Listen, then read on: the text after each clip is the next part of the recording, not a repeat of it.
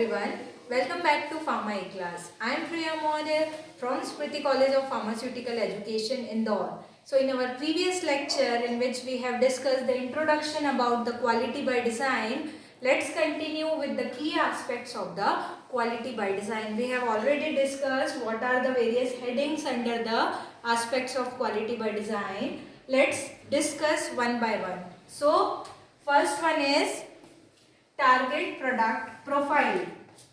So whenever we talk about target product quality profile, we also know called as target product profile or target product quality profile.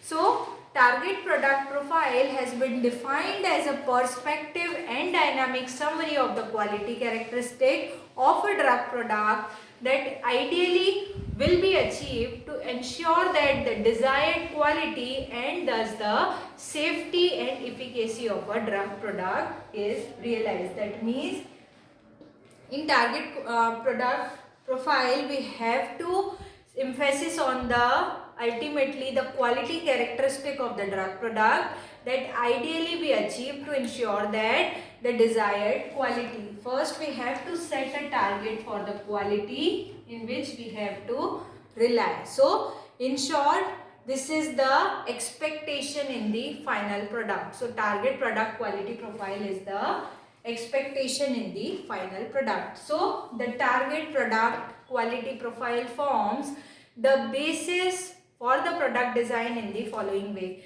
First we have to select the dosage form, the route of administration, what is the strength of that particular dose, the release pattern of the particularly drug product, pharmacological characteristic, drug product quality criteria, and ultimately the pharmaceutical elegance, that is packaging and etc. So that is the target product quality profile. The next one is critical quality attributes. So once the target product quality profile has been identified, the next step is to identify the relevant critical quality attributes. That means we have to focus on the what are the various critical quality parameter which we have to focus on. So a critical quality attribute has been defined as a physical, chemical, biological or microbiological property or characteristic that should be within an appropriate limit, range or distinguished or distributed to ensure that the desired product quality. So prior quality management or prior product management such as the accumulated laboratory, non-clinicals and clinical experiences with a specific product quality attribute is the key in the marking these risk assessment parameters. So these all about the critical quality attributes. The next and third one is in continuation of critical quality attributes, there is one additional term, that is critical process parameter. To ultimately achieve the final quality product, we have to identify what are the various process parameter which will ultimately affect the quality of the finished product. So critical process parameters are defined as the parameters whose variability have an impact on a critical quality attributes, and therefore it should be monitored and controlled to ensure that the process produces the desirable quality. So process robustness is defined as the ability of a process to demonstrate the acceptable quality and performance while tolerating the variability in the inputs. That means here we have to ultimately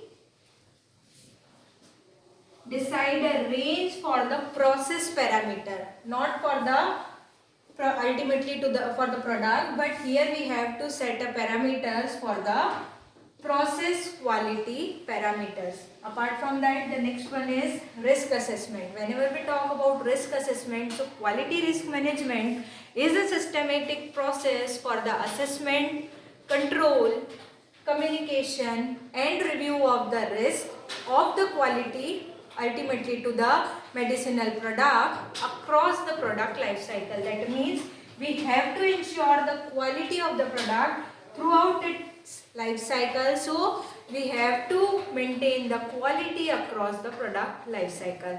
The initial list of the potential parameters which can affect the critical quality attributes can be extensively but can be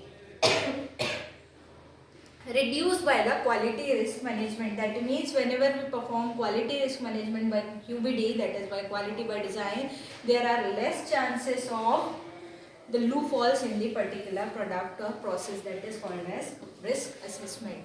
The next is design space. After the assessment of the risk factor, the next is design space.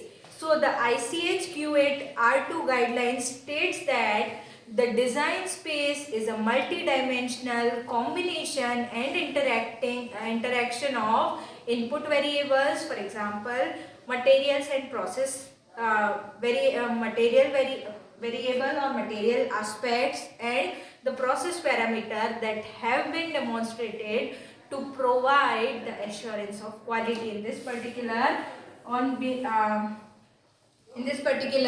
we have to design a space on the basis of risk factor associated with the material as well as with the process. The next one is control strategy. So control strategy is defined as a planning or planned set of controls derived from the current product and process, understanding that assures process performance and ultimately of the quality product. So the ability to evaluate and ensure the quality of in process or the final product based on the process data, which typically include a valid combination of measured material attributes and process controls, which is listed in ICH Q8R2 guidelines.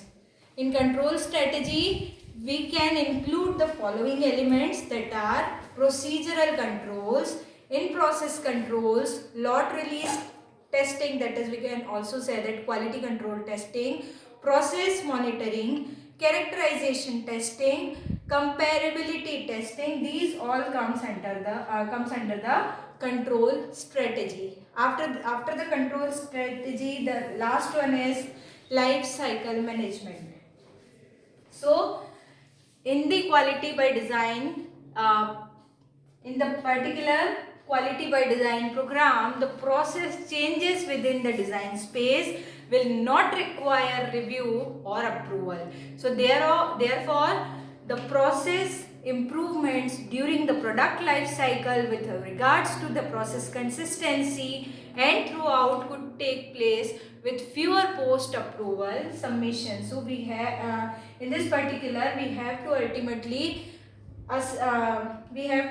maintain the quality of the product throughout the life cycle of the entire product. So these all are the key quality aspects of the quality by design. So let's discuss what are the basic differences between the approach which is generally employed versus quality by design. So first, let's have a look of what are the various approaches which is commonly employed, that are quality measured by the testing and inspection. Obviously, this is the main practice followed. The second one is data intensive submission. Third one is specification based on the batch history. But if we talk about in case of quality by design, so in quality by design approach, we measure the quality ultimately which is built into the product. But if we talk about the general approach, in this we have to measure the quality by the test or inspection. In QBD approach, it is knowledge driven submission or knowledge rich submission. Quality by design is specification based on the product performance requirement. That means we have to first identify the product requirement and ultimately accordingly we have to implement the quality parameters. Apart from that, quality by design is a flexible process within the design space allowing the continuous improvement. These are the various advantages with the quality by design system, and obviously the process is robust in nature. and the results are reproducible. So this is the basic difference between the general approach versus quality by design approach. The next one is various tools of quality by design. So first one is design of experimentation or design of experiments. So design of experiments is a structured and organized method to determine the relationship among the factors that influence the output of a process. Next, it has been suggested that the design of experimentation can offer the returns that are 4 to 8 times greater than the cost of running the experiments in a fraction of the time. The application of design of experiment in QBD helps in gaining maximum information from a minimum number of experiments.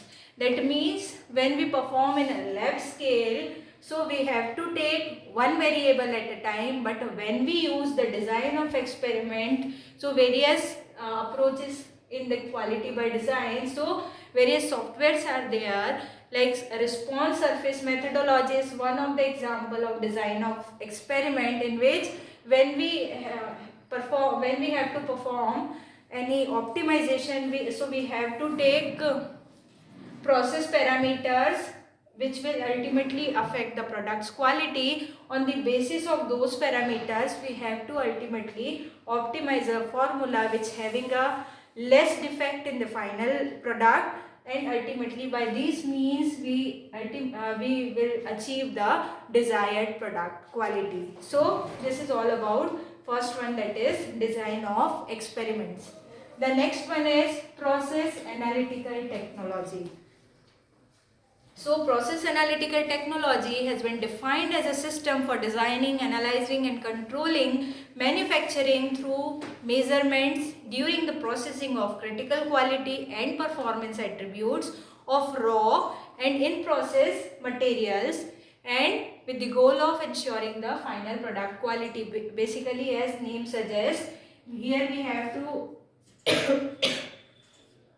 ultimately obtain here we will ultimately obtain a quality product by the process analytical technology. The goal of process analytical technology is to enhance the understanding and control the manufacturing process, which is consistent with our current drug quality system, and the quality cannot be tested into product, so it should be built in or should be designed in the particular system. So this is all about the process analytical technology. The third and last one is risk management methodology. So quality risk management is defined as a systematic process for the assessment, control, communication and review of the risk of the quality of the drug, which is medicinal product, across the product life cycle. So risk assessment tools can be used to identify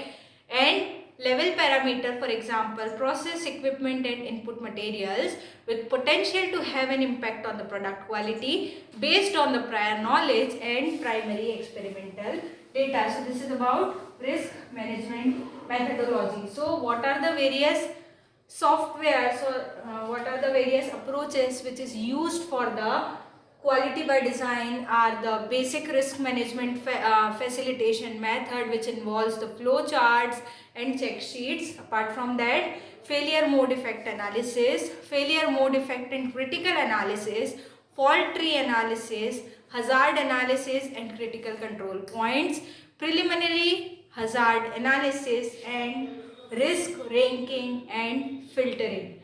So these all are the parameters on which we have to assess the risk and we have to manage that particular and ultimately achieve a quality product.